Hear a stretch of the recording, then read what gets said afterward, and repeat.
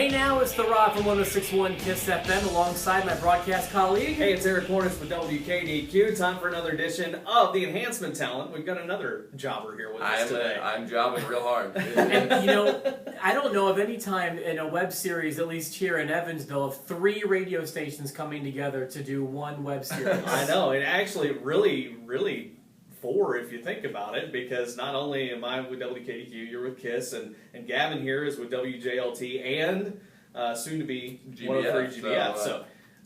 So you heard it here first. I know, and coming together for something not radio related at all, it's like we're gonna amazing. just forget about radio. Let's talk about wrestling. Well, Gavin here, you know, he works with us and he's in and out, so we don't get to talk to him a lot. But you're a big wrestling fan, as we see the Ring of Honor shirt, and you were there last night for Best in the World in Nashville, Tennessee, for Ring of Honor and the pay-per-view. So we brought you in to talk a little bit about, you know, how it went. I'm very in and out. I am very in and out. Like I said, I'm the CM Punk of Town Square Media.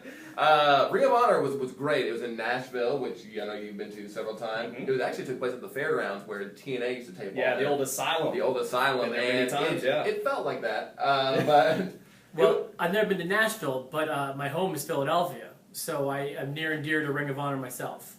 Pay-per-view was great. The crowd, like Ring of Honor crowds, are just so cool, just because they're very into it. You don't have a child screaming "Let's go Cena" in your ear That's the true. entire time. Get a little bit vulgar at times, but the matches were great. There were the title match. It had a false finish so crazy that the fans bought into it, because streamers are a big part of Ring of Honor. Right. And when that false finish happened, they thought it was over, and they threw streamers into the ring thinking Michael Elgin had won the title, and we had to be like, no, and then the ref had to get all the streamers out of the ring. But Right, but he ended up winning the title. he did end up winning, yeah. That's what I thought. So Who'd he beat?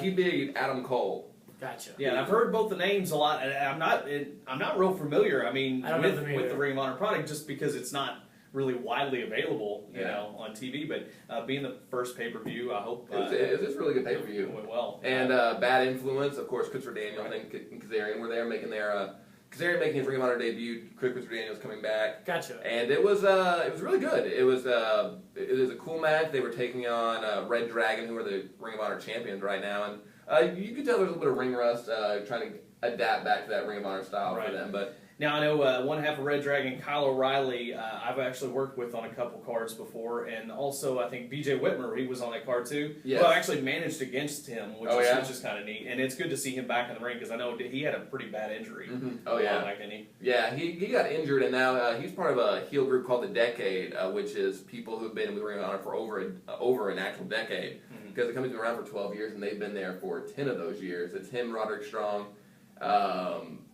Jimmy Jacobs also. Okay. In there. Now, the other big deal, I guess Matt Hardy on this card, and man, he's got just a ton of heat with Ring of Honor. Yeah, fans, Matt, I understand but that. he's a good worker. Yeah. He did a crazy ladder superplex through a table, and he can still go when he wants to. But people just don't like him because he came in as I'm Matt Hardy, and that was his character. Is like, I'm the god of wrestling, Matt Hardy, which he's not even the god of wrestling in his own tag team. So I don't know what he's trying. Well, that's a perfect heel. That's good. You know, for him. it kind of is, and he's not only that. It's like in his real life, like on his social media, he is kind of a heel. Like he's not very quick to praise and very quick to condemn. You know, on his social media. I don't know that either one of them are in their right mind since they've left WWE, or even when they were with it for a while. So you mean the Willow's not doing it for you? The Willow's just not. Willow the Wisp lost it a little bit. He honestly, he would get too weird for me. When he was in the Hardy Boys in the Attitude Era, I'm talking like 98 through 2001, he was one of my favorite workers on the card. My second favorite match of all time is that tag team ladder match, the Terry Invitational Tournament Final. Oh, yeah. Match is incredible, and it changed the business, in my opinion. When he started doing the really weird stuff and promos that I don't even understand and painting his face like the Joker, he lost me. And then rubbing like all the stuff all over him before he got in the ring, and it looked like a male product, you know, something that may have came out of the guy in a glow in the dark. The whole thing to me, it lost me. You know, it wasn't relatable to me anymore. Like whenever the Willow comes out, I feel like I'm watching a Rob Zombie music video. Like it's just black and white, just very, very weird, and I'm just not. No, and that's why Matt Hardy's going to go back to TNA, actually. Yeah, and I hear Jeff's dropping the Willow thing. They're going to get together and do a reunion in Manhattan Center, which I'm sure everybody will love there. But I used to live there. In the Manhattan Center. In the Manhattan That's Center. another show for another day. I love that. That is like, what did you like live behind the curtain? You know, did you live on the King's Court set? 10 years ago, in 2004, I was in New York. I was interning for Howard Stern and Maury Povich, and the Manhattan Center is in a hotel called the New Yorker Hotel.